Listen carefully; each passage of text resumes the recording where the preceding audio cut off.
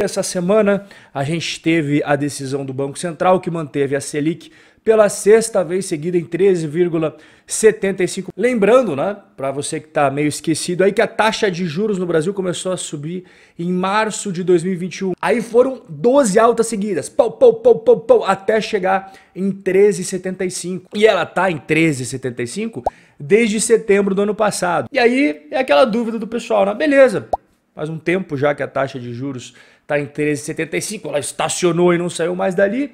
Só que quando é que ela vai começar a cair? Eu quero saber quando vai começar a ter a redução, ou será que não vai ter redução? Vai permanecer ali por um bom período de tempo? Bom, depois dessa decisão aí, de manter em 13,75, o pessoal do Banco Central tomou já aquela pressãozinha que já vem tomando há um bom tempo, isso daqui não é novidade para ninguém. O Banco Central tem autonomia, mas não é intocável, diz o Lula. Lula ironiza o Campos Neto, que é o presidente do Banco Central, após ele manter a Selic em 13,75. Pode falar de tudo, só não pode falar de juros. Ele ainda falou aqui embaixo, aqui outra frase, ó.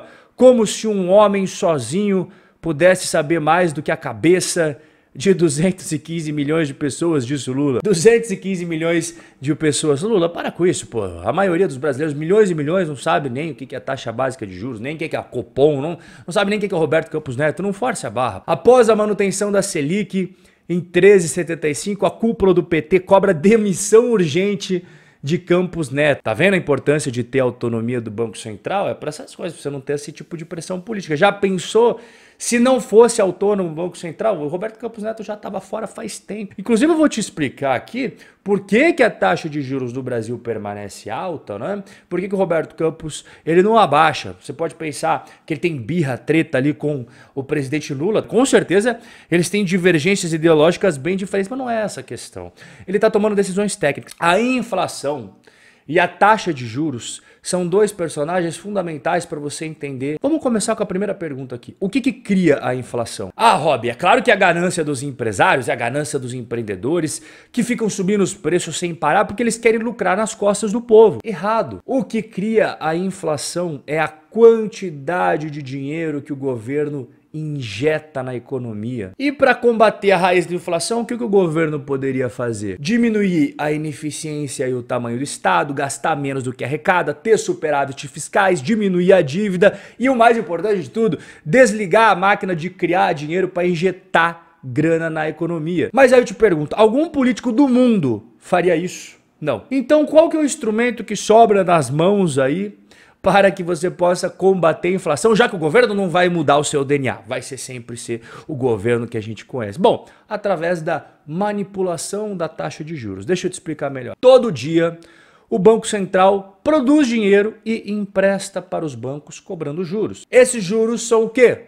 É a taxa Selic. Então os bancos, eles pegam esse dinheiro e reemprestam essa grana para quem está precisando. Financiamento imobiliário, financiamento de veículos, é cheque especial, é cartão de crédito. Quanto menor for os juros da taxa Selic, mais dinheiro os bancos pegam emprestado. E quanto mais ele pega o emprestado, mais eles vão reemprestar para as pessoas. E é por isso que quando os juros estão baixos, você vê uma farra de gastança do pessoal. Para pensar aqui comigo, ó, você vai entender bem o que eu tô falando. Imagine o cara que pegou um empréstimo aqui no banco e aí ele foi lá comprar um carro na loja. O dono da loja, logo que entrar a grana para ele, o que ele vai fazer? Ele vai pegar o dinheiro e vai lá na padaria, tomar um pingado com um misto quente, vai no barbeiro, cortar o cabelo e fazer a barba, vai no shopping center comprar roupa, vai comprar coisa nova para casa dele. Por consequência, o padeiro, o barbeiro e os lojistas do shopping, eles vão pegar o dinheiro que entrar e eles também vão consumir nas coisas que eles desejam consumir. Então você vê que é um ciclo, né? A grana começa a girar, todo mundo fica animadinho, todo mundo gastando a roda. E aí, pessoal do Banco Central olha tudo, a situação e fala, opa, pera lá, vamos ter que colocar um balde de água fria nessa galera. Vamos ter que esfriar o ânimo do pessoal que tá saindo de controle, eles estão muito animadinhos, bora subir as taxas de juros. Então, o que acaba acontecendo? Ele começa a cobrar mais caro para emprestar dinheiro para os bancos. Isso já dá uma esfriada no ânimo dos bancos. E não apenas isso, os bancos começam a emprestar dinheiro para o Banco Central, porque com esses juros mais gordinhos começa a valer a pena. E aqui é importante destacar que o Banco Central, ele não pega dinheiro emprestado dos bancos porque ele está precisando, não. É outro motivo. Ele faz isso porque ele quer drenar o dinheiro da economia. Ele quer retirar a grana de circulação. Para quê? Para que tenha menos grana circulando no mercado, as pessoas pisem no freio dos gastos, a demanda entre em baixa e a inflação de preços, enfim, sossegue. Além disso, tem outra estratégia que é bem utilizada para drenar dinheiro na economia, que é o Banco Central vendendo os títulos públicos que ele tem na carteira. E o Banco Central tem muitos títulos públicos na carteira. Os títulos públicos com a taxa de juros elevada estão pagando juros elevados. Então o que os bancos fazem? Os bancos compram esses títulos ao invés de fazer empréstimos no mercado. E aqui não me entenda mal, é claro que os bancos não param de oferecer os empréstimos. Tanto é que se você for aí no Itaú, no Bradesco, você vai ver que eles estão oferecendo empréstimo. A questão não é essa, a questão é que eles começam a cobrar mais por isso. Porque eles estão ganhando uma boa grana comprando os títulos públicos do Banco Central. Enfim, somando tudo que eu te falei aqui, qual que é o efeito? Os bancos cobrando mais caro pelos empréstimos. As pessoas, por sua vez, pegando menos dinheiro emprestado, o consumo diminuindo e a inflação sossegando. E é esse o motivo que faz o Banco Central, Roberto Campos Neto, permanecer, porque eles ainda não estão seguros de que eles podem começar a diminuir a taxa de juros sem repercutir no grande interesse deles, que é uma inflação controlada. Ou seja, em outras palavras, eles acreditam que se eles aliviarem a mão agora, por conta de todas as pressões que eles vêm sofrendo, as pressões políticas e tal, ele não tá seguro que, pô, se eu fizer isso agora, eu acho que vai ser aquela parada de você tá tomando antibiótico e cortar o antibiótico antes do momento certo, entende? Não vai cair nunca? Vai. Eu vou mostrar pra você, inclusive, qual que é a perspectiva de quando que vai começar a cair. Mas antes eu preciso comentar com você qual que é o impacto da taxa Selic nos seus investimentos, né? Porque você acabou de ver o impacto na economia, no dia a dia das pessoas, mas e no seu bolso, na parte do patrimônio, dos investimentos? Quando as taxas de juros sobem e elas ficam lá em cima, você já aprendeu que as pessoas consomem menos, né? E se elas consomem menos, as empresas da bolsa que vendem os seus produtos e serviços vão vender menos. Além de vender menos, as empresas da bolsa vão pagar mais caro com os empréstimos que elas têm. Então você vai somar os dois. Menos vendas, aumento com as despesas de juros e vai acontecer o quê? Perda da lucratividade, menor crescimento e, é claro, isso tudo repercute no produto final, que é a queda do preço das ações. E tem outro motivo bem importante aqui, esse daqui é um pouquinho mais avançado, mas você vai entender bem. O mercado financeiro, ele nunca trabalha com o passado ou o presente. O mercado financeiro só trabalha com projeções do futuro. E ele faz projeção para tudo. Para tudo que você pode imaginar. É câmbio, é dólar, a própria taxa Selic e, é claro, as empresas da Bolsa. Ele estima quanto de caixa que todas as empresas da Bolsa vão gerar em 2023, em 2024, 2025, 2026, 2027. E ele traz esses valores estimados do caixa lá do futuro a valor presente com uma taxa de desconto. E qual que é a taxa de desconto utilizada? A taxa de juros. Então, quanto menor a taxa de juros, menor será a taxa de desconto e o valuation dessas empresas será maior. Só que quando as taxas de juros estão elevadas, ou seja, quanto maior a taxa de juros, maior a taxa de desconto que você vai trazer os fluxos de caixa lá do futuro a valor presente, isso vai repercutir num valuation menor. Ou seja, o que significa valuation menor? Significa que o preço das ações vai cair. Quando a taxa Selic começar a cair, e a gente vai ver daqui a pouco quando que ela vai começar a ir para baixo e tal, você vai ver um foguete que vai virar a Bolsa Brasileira. Toda vez que a taxa de juros está alta no Brasil e ela começa a cair, as ações e fundos imobiliários sobem igual foguete. Lembra o que aconteceu quando o Temer assumiu? Eu não sei se você estava na Bolsa na época, talvez você possa ter começado a investir depois, mas quando o Temer entrou no lugar da Dilma e as taxas de juros estavam lá em 14 e pouco, ele começou a reduzir. Cara, foi um show na Bolsa de Valores. Ações boas subiam, ações ruins subiam, fundos imobiliários bons subiam, fundos imobiliários ruins, toda a renda variável era foguete, ó.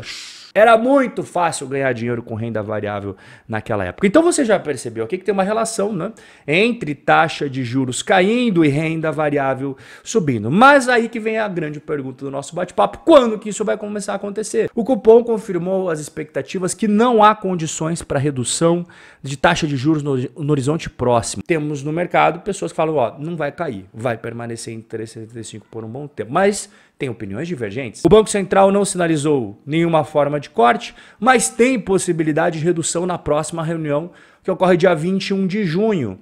Acreditam aí que vai ter uma redução de 0,5%, indo para a Selic em 13,25%. O pessoal da Austin Rating pensa isso. Mas o importante para a gente é ver o que a grande maior parte das pessoas pensam, porque você sempre vai ter extremos de opiniões, né? E eu peguei aqui esse quadradinho bem legal e você percebe que eles acreditam que a partir de setembro, a grande maioria a partir de setembro, teremos redução da taxa Selic. Então, o que você pode ter em mente é o seguinte, a redução vai começar a acontecer a partir do segundo semestre de 2023, mas vai ser aos pouquinhos, tá? Não vai ser uma grande pancadona para baixo.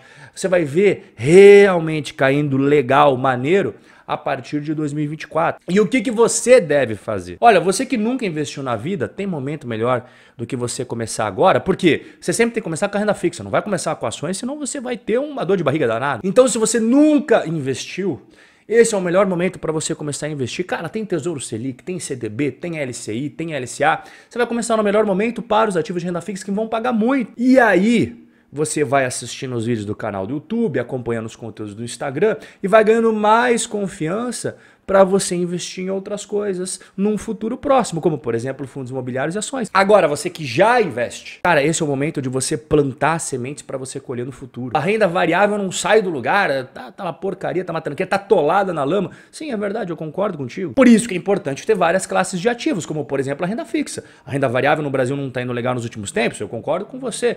Mas se você tivesse também renda fixa, a resposta ia ser diferente. A renda fixa tá indo muito bem nos últimos tempos, entende? Quando a maré virar, meu cara, não vai ser mais a renda fixa que vai ser o bam, bam, bam. Não vai ser mais a renda fixa que vai estar saindo na mídia o tempo inteiro. Quando a maré virar, e não vai virar no curto prazo, igual você viu, vai aos pouquinhos, gradativamente, mas ela vai virar. A Selic começar a despencar, o que vai acontecer com os ativos de renda variável? Foguetinho. Então é por isso que eu digo, você que já tem investimentos, que já tem mais experiência, já fez toda a parte de reserva de emergência, renda fixa, já passou dessa fase inicial, né, já tem as suas ações e fundos imobiliários ali, essa é a hora de você plantar para você colher no futuro. Porque a maioria, quando chegar lá o futuro, quando a Selic tiver despencado lá na frente, e aí as ações e fundos imobiliários estiver tudo no topo histórico, nos preços máximos, aí eles vão comprar lá. O maior erro dos investidores é não executar o plano exatamente nesses momentos, quando mais precisa que ele seja disciplinado e consistente ali, ó, focadinho nos objetivos. É quando ninguém quer comprar os investimentos, é quando ninguém quer saber deles, que o investidor inteligente investe. Esse é o nosso bate-papo de hoje. Forte abraço e a gente vai se ver no nosso próximo encontro.